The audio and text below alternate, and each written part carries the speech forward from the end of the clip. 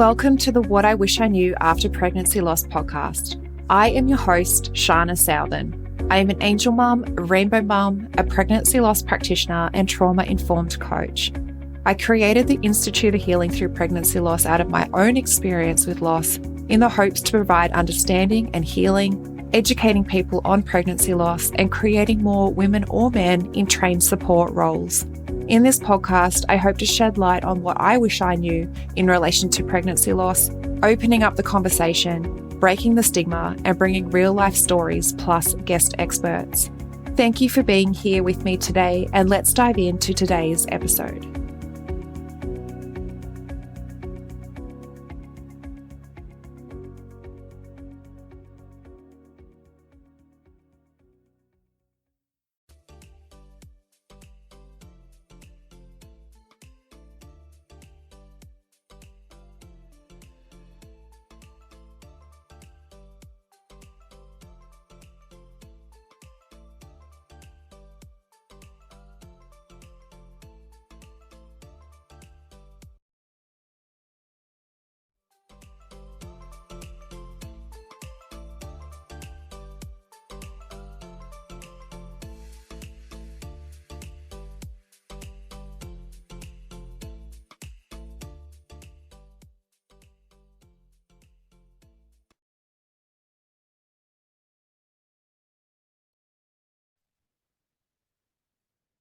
Hello. All right, get rid of that. Morning, good afternoon, good evening, and good night. It always reminds me of I always forget the name, the Jim Carrey movie.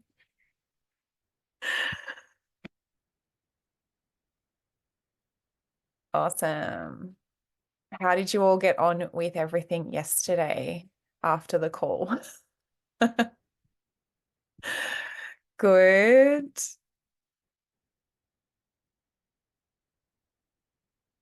All right.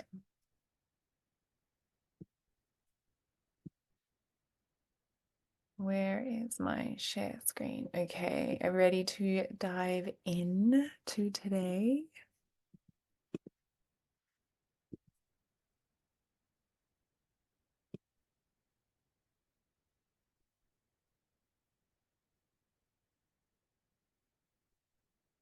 Oh.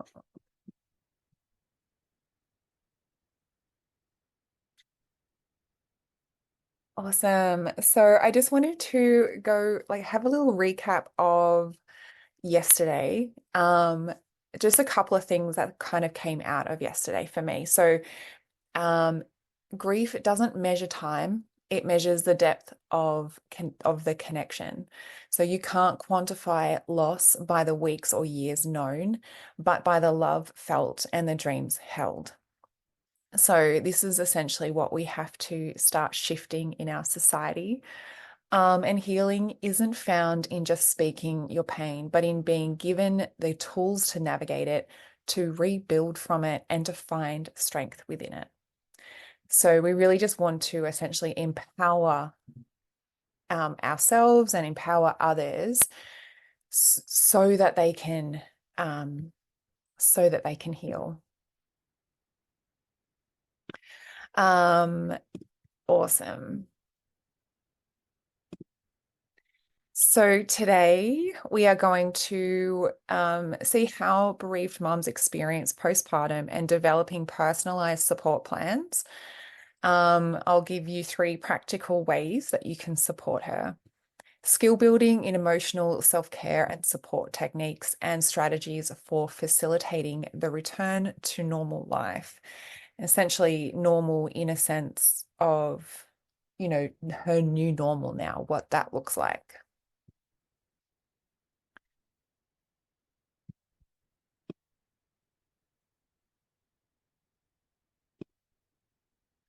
But before I do, I am going to share with you how you can further your knowledge and skill set, deepening your ability to confidently show up for lost mums.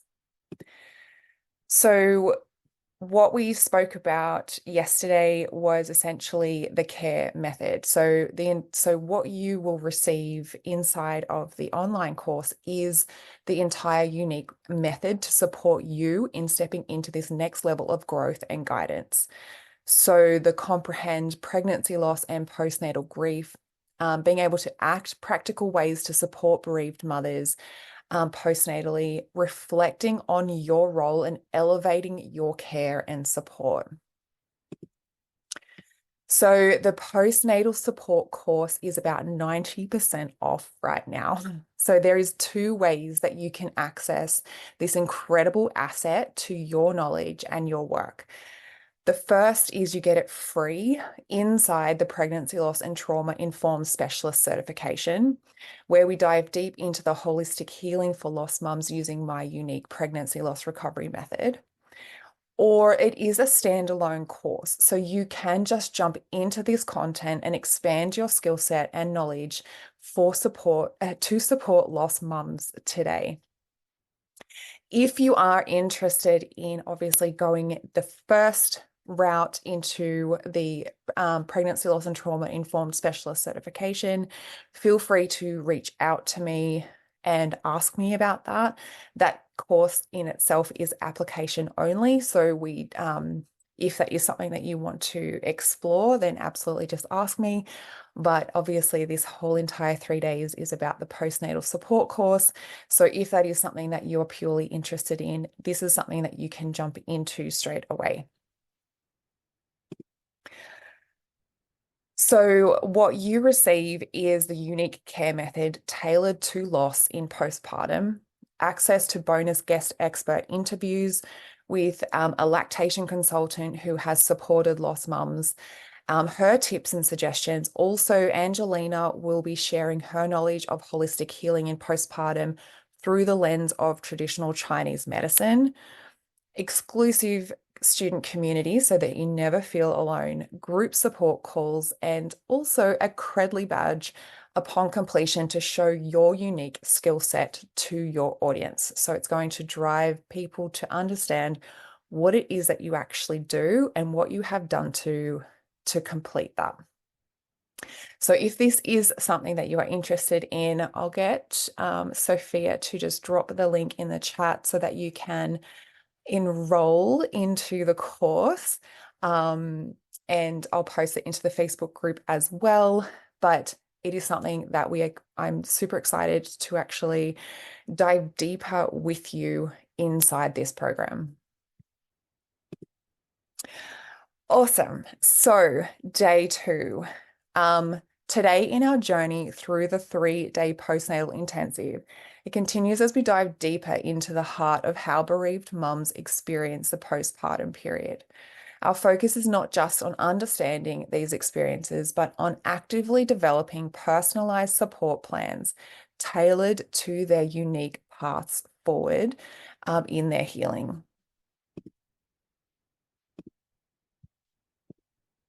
Postpartum and postnatal terms often used interchangeably, but there is a slight difference between them. And I may use them interchangeably within this as well. So postpartum refers to the period of time after childbirth, generally lasting around 6 weeks. It specifically relates to the health and well-being of the mother after giving birth, including physical recovery and the potential emotional changes. And postnatal refers to the period following the birth of a baby during which the baby is a newborn. It encompasses the care and development of the baby as well as the adjustments that the parents are going through during this time. So in summary, postpartum typically refers to the mother's recovery after childbirth, while postnatal refers to the period following the birth of the baby.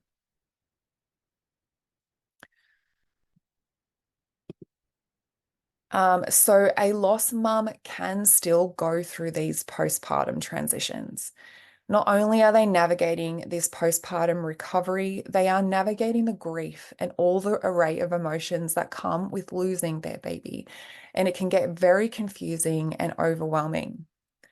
So they can still experience the uterus, which expands to accommodate the growing baby.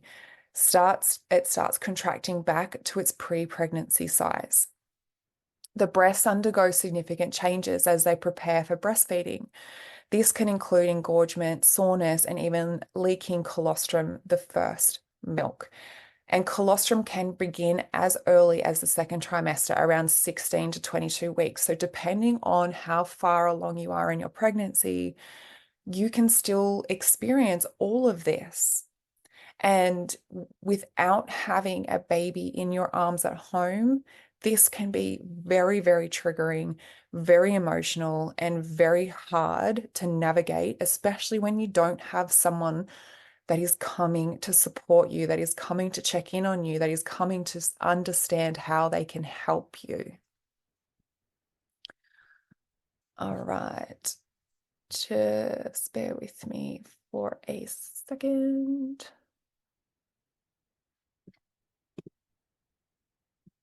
I'm just going to stop the Facebook share again. So if anyone wants to jump in from Facebook, feel free to click the link to register and join us here. Okay.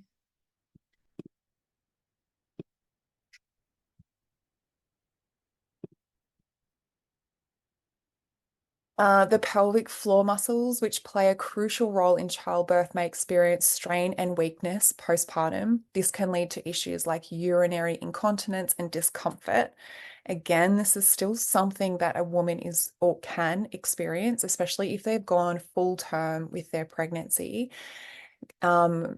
Whether they've gone through birth, whether they've had stillbirth, whether they've had their child potentially in NICU after and have lost their baby at that stage as well, the mother's body is still going to be going through all of these changes. So after giving birth, hormone levels drastically shift and your hair enters a resting phase. This resting phase, known as the telogen phase, leads to hair shedding. Typically, it begins to occur around 3 to 4 months after giving birth and can last for several months. And I have heard a lot of women, when they start to have lose their hair, it has been a very big trigger because they have felt unprepared for that to happen to them. And again, it's just a reminder that their body has gone through something that they wanted so badly, and they don't have their baby in their arms. And baby blues. So hormonal shifts and sleep deprivation can lead to mood swings and the baby blues. But I didn't have a baby at home with me, and I still experienced the baby blues. I still experienced the immense emotion mixed in with the grief, mixed in with all of the things. I didn't actually know what I was experiencing until I had someone on the outside of me telling me this is what I was actually going through. So it is really difficult because not only are you navigating the fact that you don't have your baby with you, you're also navigating all of the physical changes, the hormonal shifts that naturally come along with pregnancy. But then it just gets mixed in with all of this other stuff that's happening.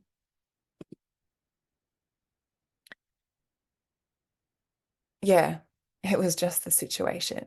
It literally, you don't even know what's happening. It's just all of this stuff. And you're just like, you can't differentiate between anything. And I think a lot of what I was feeling kind of just got dismissed or kind of pushed into like a ball of you just grieving. So it was very difficult to sort of know what, or even justify in for myself what I was going through. So physical changes and experiences a lost mum can still go through is recovery from childbirth, so healing from labor and delivery, including soreness and fatigue. If the birth was surgery, recovering from surgery is also involved. Postpartum bleeding, this is the shedding of the lining of the uterus, which can last for a few weeks, Obviously, with pregnancy loss, this is a huge trigger, and a lot of women actually they don't they don't want to allow their body to go through this because it's a constant reminder of what they're missing, what their body did wrong. And hormonal changes. So it can affect the mood, cause night sweats, and lead to other physical symptoms. So again, I've had women reaching out to me telling me that they have got like experienced the night sweats and still going through all of that, those sensations. Again, being a constant reminder of what they are missing. Breast changes, so engorgement, tenderness as milk comes in and the beginning of breastfeeding. So again, when a woman, because their body still thinks that there's something that it's having to provide for. So when a woman is obviously going through having to maybe express milk or go through that transition, helping her make those decisions. What does she want to do? Does she want to stop the milk? Does she want to express? Does she want to maybe donate the milk? Like, how can you support her in those moments and allow her to grieve as well as honoring essentially what her body is going through? Pelvic floor changes, so weakness or injury during childbirth can lead to urinary incontinence or discomfort. Hair loss and skin changes, hormonal shifts can cause hair loss and changes in skin condition. And weight changes, so gradual loss of pregnancy weight and changes in body shape. Again, these can all be huge triggers for women who are going through pregnancy loss. Something that when you're actually going through pregnancy is an actual beautiful thing, like you want to be experiencing these things, but when you're actually going through pregnancy loss, it happens and you don't want it to happen to you. You don't want to be going through these motions. For a bereaved mother who has lost her baby, experiencing postpartum bleeding can be particularly challenging emotionally. It serves as a physical reminder of the recent delivery and the loss of the baby. And I've often felt like it's a huge slap in the face from like your body, from the situation, because you don't have what you wanted at the end of it. And it just feels like your body's almost like it's rubbing it in. That's the mentality of the woman that is going to be experiencing these symptoms. Just because I experienced a miscarriage doesn't mean I skipped postpartum. It was that statement was something that stood out to me, and it is so true. Just because we experience this doesn't mean that we skip all of the things that come after. And our body goes through the motions of pregnancy. So there has to be some symptoms, some transitions afterwards for it to come back to its sense of normal. So pregnancy loss and stillbirth is still birth. Regardless of the time frame, regardless of how long you were pregnant for, it is still birth. Your body on a cellular level still believes that there was a baby. Your body was being prepared for that. So there is still the transitions that your body is going through, and it is still birth no matter what. So just because you don't have a baby in your arms, it doesn't mean your body skips postpartum. A loss can still experience all the postpartum symptoms, plus the grief and the heartache, which will all be so intricately intertwined. In early loss, you can also still experience contractions and heavy bleeding as if you are in labor. And this is something that I was not told. I was just told it was going to be like a heavy period. And I ended up experiencing contractions and bleeding to the point where I was admitted into hospital. So it really, your body, each person is going to experience something so differently. But just to have this awareness that your body can potentially go through these motions It is okay. It is normal, and there is support for you. So emotional and mental health experiences, the baby blues, feeling of sadness, irritability, or overwhelm in the first few weeks, often due to hormonal shifts.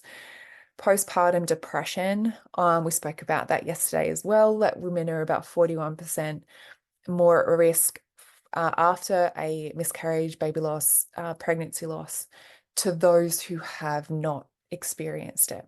So the risk increases, obviously, with this experience, and it can be mitigated with the right support. Anxiety, so worry and fears. Obviously, when you're going through a normal pregnancy, it's for the baby, but for you, and then it projects out onto worries and fears of if you are even able to fall pregnant again, or if you do, how is that going to play out? How is that pregnancy going to work? What if it fails again? What if I go through this all over again? And it can cause changes in relationships too. I I also do believe that with unresolved uh, like emotions, unresolved trauma from a previous loss, it can hinder bonding with the baby in future pregnancies because you're so afraid, because you are so scared it can all go so wrong that you are afraid to get too attached to that pregnancy. And I believe, it's just in my opinion, it's not like it's written in concrete, but I believe then that can lead to like detachment and kind of postnatal depression and stuff like that afterwards as well, when women aren't able to connect with their baby because they've had such a tumultuous time through their pregnancy, a traumatic experience, whether it's leading up into that pregnancy or that pregnancy again itself, can make it very hard for women to connect to that baby. I don't know if that's something that you've experienced too, but I made a conscious effort with my subsequent pregnancy to really connect, to really make that bond with my baby, because I knew that this was another chance for me. But I also knew that if it was all going to go wrong, I didn't want to look back over that experience and wish I had done it any differently. So it is a very, very hard place to be in. You don't want to put your walls down. You don't want to get attached. But I do believe that healing and having the right environment can allow us to bond with our babies and have a healthier, you know, pregnancy relationship with our babies for the future. I hope that all that all made sense. Um, Grief and loss. So the primary emotion that a bereaved mother experiences is grief. She may also go through intense periods of sadness, anger, guilt, and despair. The dreams and expectations she had for her baby are shattered, and she must mourn the loss of her only child, but also the future that she had envisioned. So not only is she mourning the loss of the baby, she's dealing with all of the physical sensations and also the dreams, the hopes, and everything that future she had envisioned for herself and her family. Isolation and loneliness, grief can be very isolating, and a bereaved mother might feel alone in her pain. And it's added to those societal expectations of, like what we spoke about yesterday, potentially that you have to hold this on your own. You have to process this on your own. You can't tell people about this because either you're met with judgment, you're met with opinions, you're met with people telling you that you should be further along, you shouldn't be grieving, you should be happy. So it is very even more so isolating experience when you don't have the people that you can open up to and share the truth of how you are feeling.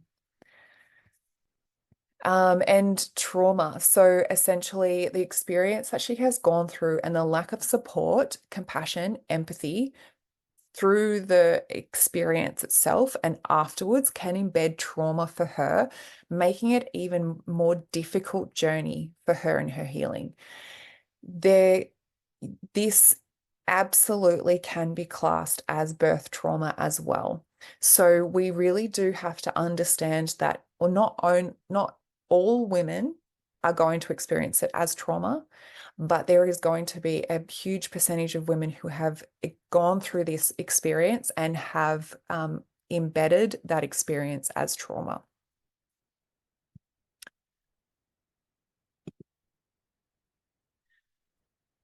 So you've probably heard the quote that you have to feel safe to heal, but it's not just about feeling safe and telling yourself that you're safe. You could be in the safest environment and still feel unsafe. And that's because of the trauma that is stored within the body.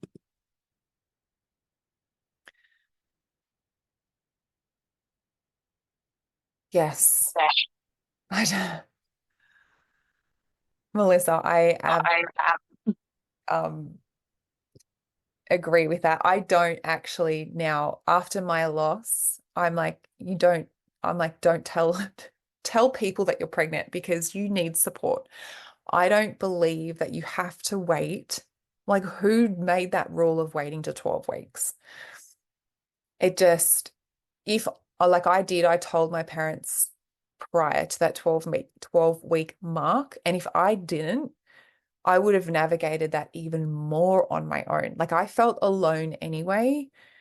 But if I had to try and, again, you feel like you're having to justify or explain yourself to people because then you're like, okay, this is now what's happening. But if I didn't tell my parents that I was pregnant, that I wouldn't have had the support that I had.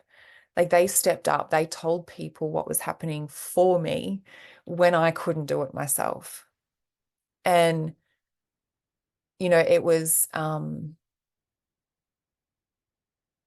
mm, yeah, it was definitely a choice that I made the second time as well. I made sure that I told my parents before that 12-week mark because I'm like, if shit was to go down again and I was to go down that to like down to the depths of despair again, I need help and I need people to know why I am the way that I am. And I don't know why that's even a thing. And if anyone ever asks me, I'm like, just tell people because no matter what, you need support. Like it doesn't, like for that first trimester, even for me in my rainbow pregnancy, was crazy hard. So I'm like that the physical changes that I was having, I was taking myself to the doctors each week because I was physically like having things happen and I was like, I need support, but also the mental, the emotional stuff that you're dealing with as well. Like it's not easy to go through that first trimester without telling anyone, regardless. But then when you've got loss mixed in with that, I don't believe that we should be waiting.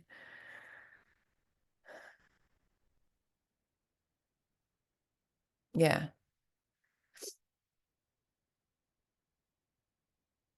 it's easier. Yeah,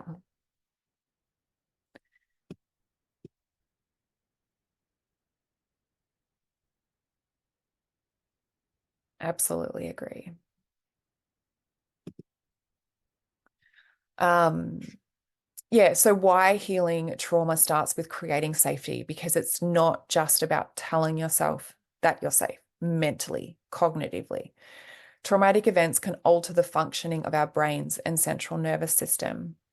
The lingering effects of trauma experiences can create the feeling that we are not safe. And with women navigating life after loss, this can really be that new sense of normal, that life after loss is threatening A normal conversation can be triggering, stepping out into the world, into your workplace, certain relationships that you had prior to loss, friendship circles, all of that can be a very threatening place. And the single most important issue for traumatized people is to find a sense of safety in their own bodies. So, this is essentially what we are trying to do, especially when we're recognizing also that they're navigating those postpartum changes, as well as maybe they've experienced a really traumatic experience in their loss. So, how can we hold space for them? How can we show them to return to that sense of safety in their body? It's not in their head. It has to be that they feel safe in their body. And all of this can be offered to them in those early stages when we can recognize what they're going through. We can validate what their experience is and step up and step into that support. According to a large study by Tommy's for miscarriage research, 1 in 6 women will experience long-term post-traumatic stress after a miscarriage or ectopic pregnancy. This study highlighted the profound psychological impact that early stage pregnancy loss can have, with a call for improved care and in support for women experiencing these losses. Further research supports these findings, indicating that nearly 1 in 3 women, so 29%, experience PTSD 1 month after an early pregnancy loss. And this number remains high, almost 1 in 5 or 18%, even 9 months after the loss. The study also found that anxiety and depression were significantly higher among women who experienced pregnancy loss compared to those with healthy pregnancies, underscoring the lasting impact and the need for better psychological support and treatment options for these women. So, and I actually know so many women who have PTSD diagnoses years after their loss. They're still navigating PTSD. So, 3 practical ways that you can physically support a lost mom. So, it is of utmost importance that health professionals recognize and acknowledge the grief and challenges faced by a bereaved mother during the postnatal period. This is why I solely focused on those emotions and the grief yesterday, because this is such a big place that we always need to start, is the emotions, it's the grief. Because more often than not, they haven't been able to get or seek the support or the understanding for them to be able to process their experience. So by doing so, you can provide the support and understanding needed to help her navigate through this difficult time. Supporting a bereaved mother means understanding the depth of her grief and recognizing that the loss she has experienced is not only emotionally devastating, but also has a physical and emotional implications. So supporting her through her grief, why this matters. Grief can be overwhelming and isolating, particularly after the loss of a child. Providing support through this time can help a lost mom navigate her feelings and begin the healing process. So, how to support her? Be present and listen without the need to offer solutions or minimize her feelings. Recognize that grief has no timeline and shows up differently for everyone. Offer resources for professional grief counseling or support groups specifically for parents who have experienced loss if she's open to it. Sometimes providing journals, books, or creative outlets that allow her to express her grief can be comforting. So remember, your consistent presence and willingness to acknowledge her pain without judgment is invaluable. How is this all landing so far? I just want to check in and make sure that you're all going okay.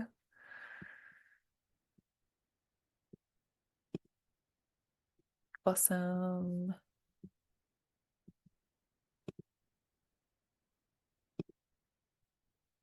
Awesome. Supporting her through her milk production. So essentially, not all women are going to be going through this. Like I said, colostrum can start from about 16 weeks. So depending on where her loss occurred, she may be starting to produce colostrum. That may be an experience for her. She may have got to the end, may have gone through full delivery, potentially had a stillbirth or lost, the baby may have died at a later stage. So she may be still trying to navigate this time. So this is a really, obviously, a very triggering and overwhelming place for her to be in. So for a mum who has lost a baby, the physical reminder of milk production can be emotionally challenging. Providing support and practical advice on managing lactation can ease this aspect for her physically in her recovery. So first, it's acknowledging the emotional impact of the lactation after loss and reassuring her that the feelings that she's feeling are valid. Offer to research and share some information on safely suppressing milk production, such as wearing supportive bra, avoiding breast stimulation, and using cold compresses to reduce discomfort. Encourage her to consult with her healthcare provider or a lactation consultant for personalized advice, including possible use of medication to suppress lactation if recommended. If she chooses to express her milk, support her decision and provide resources for donation to milk banks if this aligns with her wishes, as this can be a meaningful way for some mothers to process their grief. Always approach the topic with sensitivity, acknowledging that decisions about milk production are deeply personal and can be a part of her grieving process. So really understanding her needs, what she would like to do, and it can be a way for her to also honor her baby. So the fact that then she can give to other babies that can't have potentially a milk from either their parents. So it can be a way to memorialize her baby while she's grieving, while she's maybe expressing her milk, and offering her ways that she can process her emotions in those moments as well. Because obviously, when you're expressing, it's very timely the way that you have to do it. So, how can she maybe create rituals or practices around that as well? And assist with physical care and comfort. So, physical discomfort can be a harsh reminder of the loss, making the healing process even more difficult. Offering support in managing physical symptoms or discomfort can significantly impact a lost mum's recovery. So, how to support her? Offering to accompany her to postnatal checkups or help organize appointments with healthcare providers who understand postnatal bereavement. Provide comfort through gentle activities like short walks in nature if she's up for it, to help with physical recovery, and offering a change of scenery. Give services like postpartum massages with a practitioner experienced in bereavement care, or gentle yoga classes designed for postpartum women, ensuring that any activity is approved by her healthcare provider. And it's just also to understand when you're taking her out into these activities, it can bring up emotions. So it can unlock emotions for her. So being able to provide her with the tools to also support herself when these emotions arise. So allowing her to go out and change the scenery, move her body, because the last thing that you want for her is to feel like maybe that she gets constipated or something at home and then she's in even more discomfort. So moving her body, but also allowing her or validating and giving her the permission to feel those emotions when they come up. So each of these practical ways to support a lost mum physically also carries emotional support implicitly showing her that she is not alone and that her well-being matters deeply. So the fact that you're even there, offering to personalize her physical recovery, helping her with her daily activities, is implying that she's not alone, that you are there and that you're there to help her and see her through. Some extras to also take into consideration, obviously, is sleep. Understanding that a nurturing sleep pattern is important in her healing for her mood, hormone, and stress regulation. Nutrition, nurturing her body is just as important as her mental health to support her mood, her nervous system, and her grief. And if you upgraded into the VIP experience, I do have an Eating for Grief ebook. So we need to be able to understand that nutrition and nourishing our body it is just as important as any other decision that we make. And in times of grief, we do tend to maybe turn to the easiest foods to cook and to eat, or like takeaways and stuff like that, where that's not actually going to be nurturing and giving us what our body needs in those times. So it's going to be depleting us and then causing the experience to be even worse, because our mental health and our physical health are intricately connected.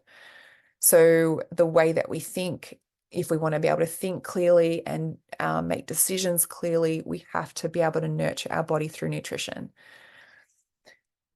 Water, so encouraging adequate water intake for tissue repair, milk production. So obviously if she's experiencing milk production and having to go through that process. Emotional well-being and alleviating discomfort. So for example, constipation. The 6-week rest period. So for bereaved mums, the 6-week postpartum rest period is as crucial as it is for any mother, serving as a foundational time for healing, reflection, and adjustment. So this time underscores the importance of providing specialized support and understanding to those who are grieving, recognizing their physical and emotional needs, and affirming their role as mothers in need of care and compassion. Because when it comes down to it, they are still a mum. And this is where also a lot of women don't know where they fit. They don't know, now that they don't have a baby at home, where they fit. So it's having that person on the outside of them to tell them they are still a mum and they still need this care physically, emotionally, as much as any other mum does, regardless of if they've got a baby at home or not. The only thing that is so wrong about society is that they expect women to be back at home and back doing all of the things because they don't have a baby at home. So not only are they navigating the grief, mourning, and all of the array of emotions that are coming with losing their baby, they're also navigating the postpartum changes, not allowing themselves any time to actually recover. So that whole 6-week postpartum period is out the window. And they're expected to go back to work to do all of the things that they were doing prior to their loss. So, and it completely downplays, diminishes, dismisses anything that the mother is actually experiencing in this time, and only adding to her not being able to recover, potentially embedding more trauma and not feeling understood at all. Emotional self-care and support techniques. So fostering emotional expression and healing. So the objective is to encourage the bereaved mother to express her feelings of grief, sadness, and any other emotions related to her loss without judgment. So providing her a safe and private space for her to share her feelings and thoughts, listening actively and validating her emotions, acknowledging that they are a natural and expected part of the grieving process, and suggest creative outlets for expression, such as writing, art, or music, which can offer therapeutic benefits. Reinforcing healthy boundaries and self-care. So the objective is to help the bereaved mom to establish and maintain boundaries that protect her emotional well-being and to prioritize self-care. Prioritize self-care activities that nurture her physical and mental health. And I know so many lost mums really struggle with boundaries. So this is a really, really important part of her healing and recovery, that she knows what her boundaries are, that she knows what her values are. So assisting her in identifying and communicating her needs and boundaries to others, emphasizing the importance of respect for her healing process, encouraging her to engage in self-care practices that comfort and rejuvenate her, such as rest, gentle exercise, or spending time in nature, and offering to help manage commitments and responsibilities that may overwhelm her during this period, allowing her space to grieve and heal. And this is again something that is so women feel like they have to still step up and step into those commitments and do all of the things. Because again, it's what society is expecting of her. So she just thinks that that's what she has to do. But allowing her to delegate potential things that really don't align with her in that moment, she doesn't have the energy for in that moment, can support her, can help her in her healing and recovery. And cultivating a network of support and understanding. So building a supportive community around her that offers emotional support, understanding, and practical assistance during her postpartum period. Connecting her with support groups or counseling services that specialize in bereavement, particularly those with experience in postpartum loss. And I understand that there's not a lot of services that offer that. So this is why I developed the certification, so that you can be that person for them too. You don't have to refer them away. Facilitate the creation of a support network that includes family, friends, and caregivers who are informed about her needs and how to best meet them. Because it is really hard for a lost mum to say what she needs. So many people say, let me know what you need. Call when you need something. But the lost mum is like, I don't actually know what I need. So sometimes it may take you on the other side of her to really understand what she needs and help her communicate then that with friends, family, co-workers, people on the outside of her. So yeah, it's a very hollow, although it's a very well-intended offer of support. It's a very hollow offer of support when someone says just reach out when you need something or tell me what it is that you need. So really for you to be that person to understand the depth of what that is and helping her communicate that. So being present and available for her, offering regular check-ins and assistance with daily tasks while also respecting her need for solitude or silence. And again, this is where her boundaries can come into play, is being able to recognize when she needs that solitude as well, and being able to communicate that. So this all kind of ties in together, because lost mums can get very, very good at saying yes when someone wants to help because they want to help. But if she actually spent time with herself and asked herself what it was that she really needed in that moment, it could have been that she needed to be alone. And how then do you communicate that with someone who is offering to help, where you don't want to obviously rock the boat? So really being able to help her navigate that time. And some strategies to return to normal life, normal life after loss, and what that looks like.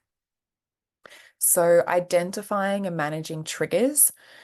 Bereaved mums may encounter unexpected triggers in daily life that reignite grief or anxiety, such as dates, places, or even specific activities associated with their loss. And if they have trauma embedded in their system, it doesn't even really need to be a physical, tangible thing that they're doing or seeing. It can be a sensation. It can be something that just triggers them and activates that emotion inside of them. So then it's how we can teach them how to manage those triggers, how to cope with them, how to process them. So educating mothers how to recognize potential triggers and the typical responses that they may invoke.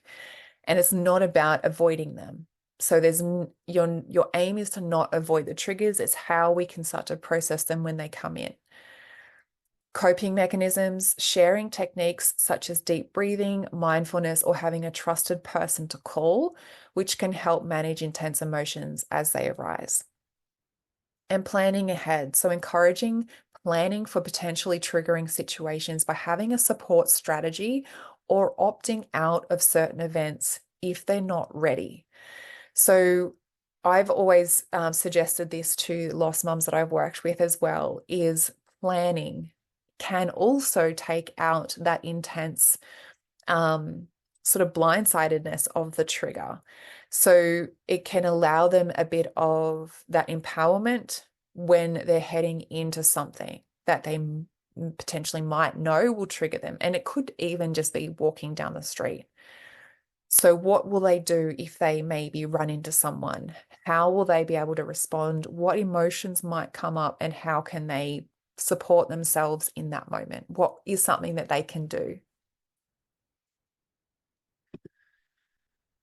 Navigating social situations with confidence. So, social interactions can be fraught with difficulty, from handling insensitive comments to managing the expectations of others. And this is such a big thing because we generally try to downplay ourselves so that we can fit in, so that we don't, offend the other person. But also people try to say the right thing, they try to do the right thing, but it often ends up being an insensitive comment. And a lot of the time, women walk away from those moments with more heaviness, more sadness, and more pain than actually what they went with. So it's how they can start to, again, use their boundaries and communication in those moments.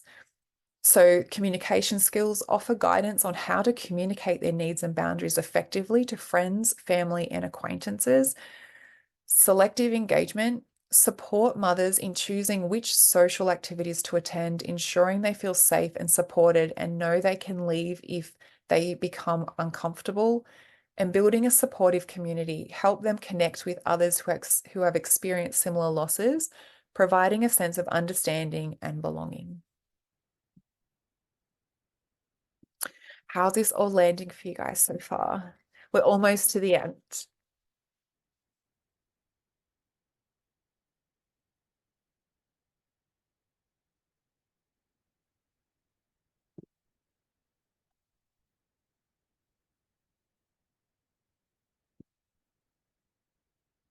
Yeah, it is.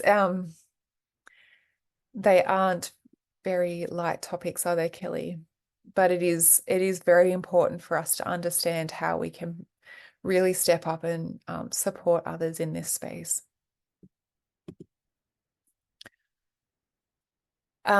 Rebuilding physical health and wellness in postpartum and postnatal periods. So, physical recovery from childbirth can be complex and is further complicated by the grieving process. Mothers may face challenges in regaining physical strength, managing hormonal changes, and dealing with postpartum symptoms, all while grieving. Oops. So, strategies for support. Personalized physical recovery plan. So, working with a healthcare provider to develop a tailored physical recovery plan that acknowledges the bereavement process. This plan should consider the mother's physical and emotional state, allowing for a gradual return to physical activity. So obviously, if you are already in this space where you're in the birth working space, you may not need to consult with a healthcare provider in being able to support her in returning to physical activity and all of that. But you will definitely understand how you can support her physically, emotionally, and being able to put together a personalized plan for her. And just referring out to healthcare providers if obviously what she's experiencing is beyond your scope. So just understanding to the point where you can support and then expanding out and referring out to create like a support team for her. Nutritional support, encouraging a focus on nutrition that supports physical recovery and emotional well-being. This might involve consulting with a nutritionist who understands postpartum needs and the impact of grief on eating habits. Rest and sleep. So, emphasizing the importance of rest and strategies for improving sleep quality, recognizing that sleep is crucial for healing both the body and the mind. Offer practical suggestions for managing sleep challenges, particularly in the context of grief and the postnatal period. So, mind body practices. Introduce gentle mind and body practices such as yoga, Pilates, or guided meditation that are designed for postpartum women. These activities can support physical recovery, reduce stress, and provide a space for emotional healing.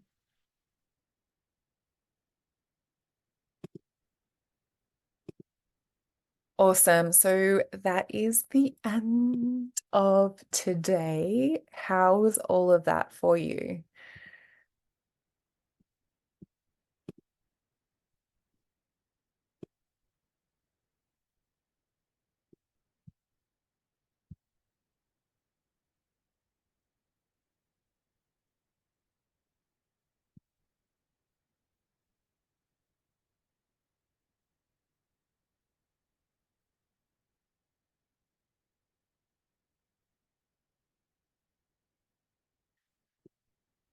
Um, so yeah, just making sure that you have your PDF workbook and that you do the homework that is provided inside of there. Yeah, lots of notes.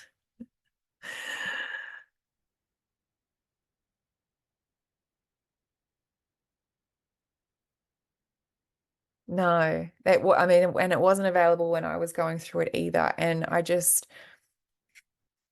I hear so many stories of women navigating this time, and they're even more alone because they don't have healthcare professionals or anyone on the outside of them to even acknowledge what they're going through.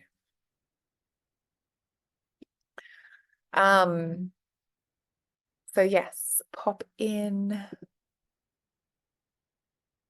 Oh yes, yeah, sorry.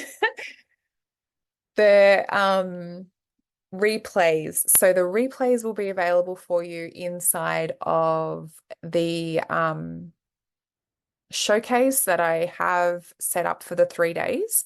They are free for the first week, but then they will be at a higher price. So you can pre-purchase the replays at a discounted price right now for lifetime access. So if you want to go back over and you want to listen to anything that we have discussed over the 3 days, you can do that and you can pre-purchase them. Sophia's popped the link in the comment in the chat. Or they are free for the 5 days, but then they will be taken down after that time. And then the price will go up for those if you do want to access them at a later date. So yes, there is replays, but if you want lifetime access, I really do invite you to pre-purchase them now while they are at a discounted price. So you can go back over and you can listen and listen again and again and again and however many times you want. Yes, Kelly, there will be lifetime for you as well. Yeah, so you'll also have lifetime access to the guest expert interviews that are in the VIP. So yeah, that'll be all provided for you in the VIP. So yeah, definitely pop in again your takeaways from today into the Facebook group. I would love to hear everything that resonated with you. Screenshot, share, tag me so that you are going into the running to win the strategy session. And I look forward to seeing you on day 3. So, yeah, so many notes. That's probably why you went off camera, Kelly, because you're like, I'm just not even. Thank you so much, Melissa, for being here and receiving again today. I truly appreciate it. And I look forward to supporting you all, supporting all you guys. I can't talk now. But yeah, so coming up now in the VIP, we are talking with Holly, and she's actually going to be diving deeper into all of the stuff that we kind of touched on today too, so which will be good. So you can ask her questions and yeah, expand. So we'll jump out and I'll see you in the VIP.